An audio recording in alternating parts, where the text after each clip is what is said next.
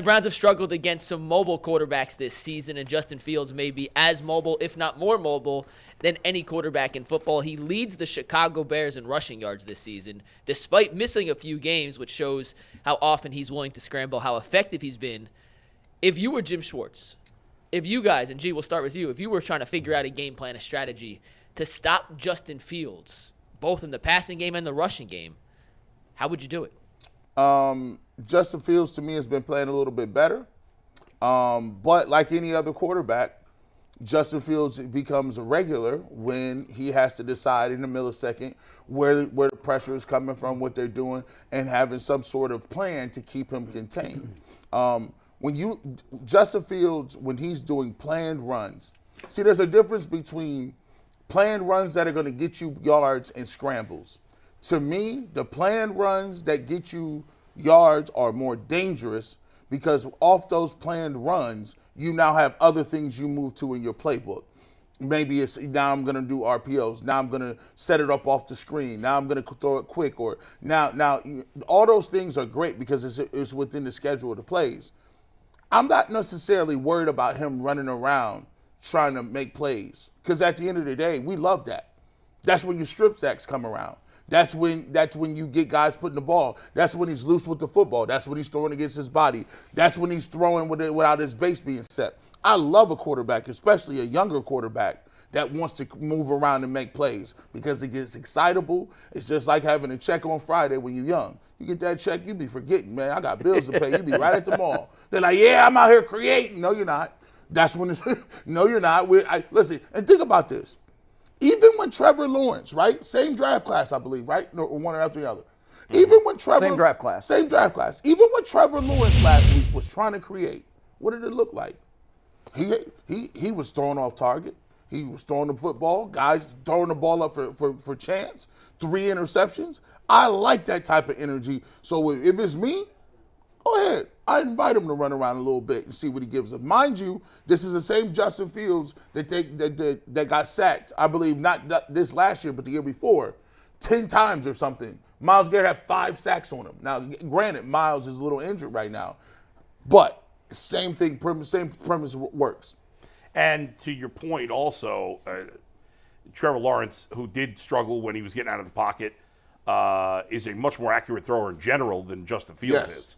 So Justin Fields, yes, to me, and listen, DJ Moore has really been great for the Bears. He's having a tremendous season, despite the fact that overall they don't have a great passing game. So he is dangerous, and that's a big reason you want Denzel Ward back.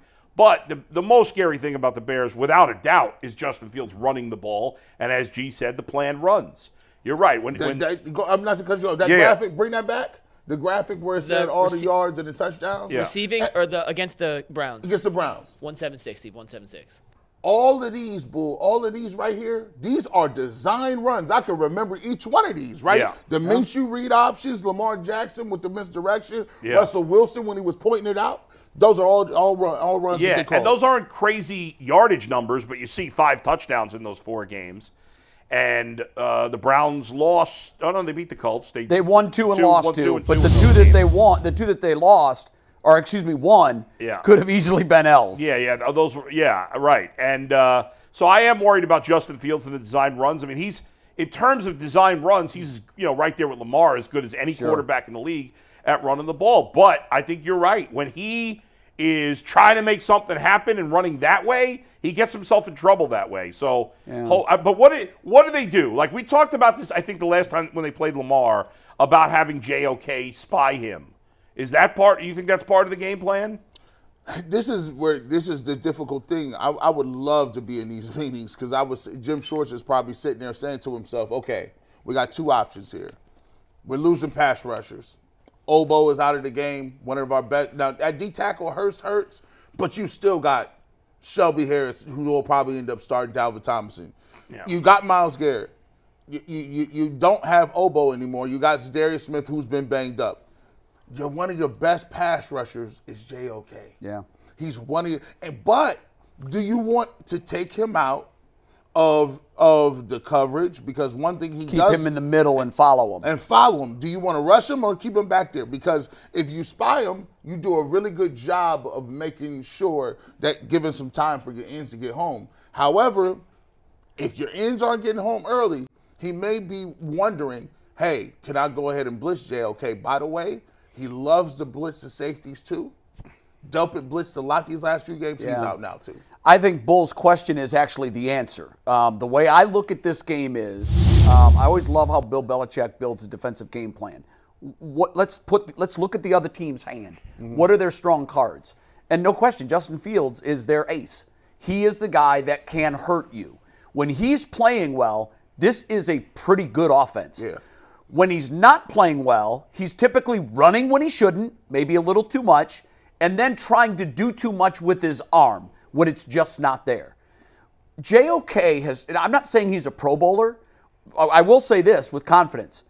There have been times this year where he absolutely has played at a Pro Bowl level. Yes. Whether or not his season and his body of work justifies a Pro Bowl nod, I don't know yet. What I do know is I've seen him play at a Pro Bowl level against some really good teams. What he does is particularly kind of the kryptonite to what Justin Fields does. Put him in the middle, use him as a spy to make sure that he goes horizontally on the field wherever Justin Fields goes. And in the case where the pocket breaks down and he decides he's going to run, JOK has one job: be a heat-seeking missile and bring down the quarterback. So I know you lose a little bit in the middle of your defense when you take one of your resources and you pre-assign him for every play, but I think this team demands that kind of attention and this quarterback. And it'll be also key. Hopefully, both Thornhill and Ward will play, because fingers crossed. If you let's say they're using JOK to spy, and let's say the front is not really getting to Justin Fields consistently. Right. Well, then the next thing is cover. We got to cover. Absolutely. Well, if I got Denzel Ward, right, their two biggest threats in their passing game are DJ Moore, of course. I'd want Denzel Ward on most of the time. Who's their second biggest threat? It's probably their tight end, Cole Kmet. Yeah, it is. And I could use Thornhill's help on Cole Kmet there.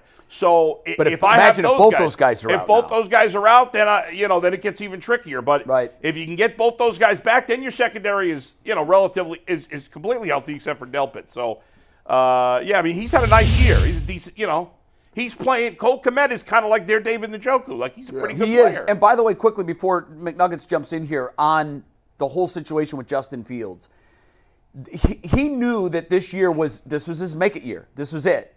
And with the recent changeover in Bears front office and the fact that they're sitting on these incredible resource draft picks, they've got a big, big decision to make. Yeah. And I have to say, coming into this season, I didn't think it was going to be a difficult decision. I had not seen enough from Justin Fields to think that this is the guy I'm going to plant my flag in. I didn't think he was there. Watching him a number of times, their entire games, and watching him very closely, he has really matured as a quarterback this year. He has turned a corner for me. Whether or not he's the guy that the Bears want to say, we're not going to take a quarterback with those early first-round picks, that's up to them. Yeah. But if they decide to go a different direction with those picks and keep him as their franchise guy, I think I'd be okay with that, where at the beginning of the year, I never thought I'd get to that point. Well, I'm kind of on the fence on Justin Fields. Right. And at the beginning of the year, I agree with you. At the beginning of the year, I was like, no. Yeah. And now, I'm not quite yes, but I'm definitely on the fence. And it is a tough decision because if you believe enough, ultimately, if you think one of these quarterbacks coming out this year is the next elite superstar, then you probably take them. Sure. But if you're not sure, then you might as well stick with Fields, because you could get Marvin Harrison and the best offensive lineman or the best defensive lineman. Think about if Justin Fields had Marvin Harrison, DJ Moore. I mean, that's a pretty nasty 1-2 combo. They drafted a right tackle last year. You could take Joe Alter, the guy from Penn State this year, who's a top 5 tackle. Right. Beef up that line. Give him the protection that he needs. If you buy this guy a half second on average for drop back, it changes the entire dynamic of their offense. And again, I think if we continue, and again, I'm not completely sold. We'll see how the playoff goes. But if things continue to trend a little more towards defense, and now, well, I don't need an elite quarterback to win a Super Bowl. I just need a good quarterback to win a Super Bowl. Well, Justin Fields, I don't think he's ever going to be elite personally, but I think he could. I think he could land in that good category. Sure. And if you have enough talent around him, You might be he able could to win. win. It's about We'll assets. we'll get to no fence riders in a Yeah. sec, but you had a question about the wide nine scheme against mobile quarterbacks. We saw when they played the Rams and the Broncos to an extent. McVay and Payton were able to design run plays to counteract the wide angles of the pass rushers. Is that something? And listen, the Bears' offensive coordinator and their offensive scheme is not Sean Payton caliber and not Sean McVay caliber. So let's get that point blank out of the way to begin with. But is that an area you think Chicago may look to attack with design quarterback runs as Myles Garrett and whoever's lined up on the opposite of him use these wide angles, maybe not necessarily in traps, but in certain counter formations and ways to kind of take advantage of the space that the Browns intentionally vacate in order to get pass rushes? Well, you know, one of the things that I look at, and I had to go back and get into my bag of tricks because I was sitting there looking at the Rams when we saw the Rams and they were using the jet motion and handing the ball to the receiver or reverses in quick little read option plays where it just looks like they don't have assignment football. The ends come crashing down. Quarterbacks is outside of them, getting outflanked. No leverage on the jet reverses and different things like that. See, this is almost like in the equivalent of basketball pick and roll. There's a lot of things you could do off the pick and roll. You could double, you can hedge and get back. That's kind of a little old. You can ice it. You can do a lot of different things, little jargons to kind of switch up the look and the coverage on the pick and roll.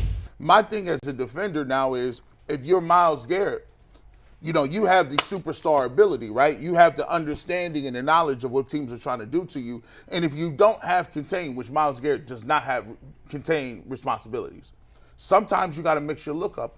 They think you're crashing. You take one step down, they think you're crashing. You're athletic enough to redirect and get right back out to where you need to go and make that play. Right. It's almost like hedging it. Like, oh, you thought I was crashing down, I'm outflanked. No, I'm not. I just picked the right play. And a lot of times when they got the motion coming back behind there, also I look at it the way you set it up is I don't like the way they played in the secondary because the safety has to be in that gap. Safety has to be there as well to kind of, if Myles Garrett does crash down, to make that play. But if you're Myles Garrett, you got to just switch it up. Y'all got the ability to do it. You know, that's something that they're going to try to utilize through the rest of the season. You just have to be like, all right, well, listen, I'm going to just choose. Like, I'm going to just guess. And sometimes guessing works. Sometimes it doesn't. But you got to mix the looks up because right now they feel like you're completely out of the play. You're done.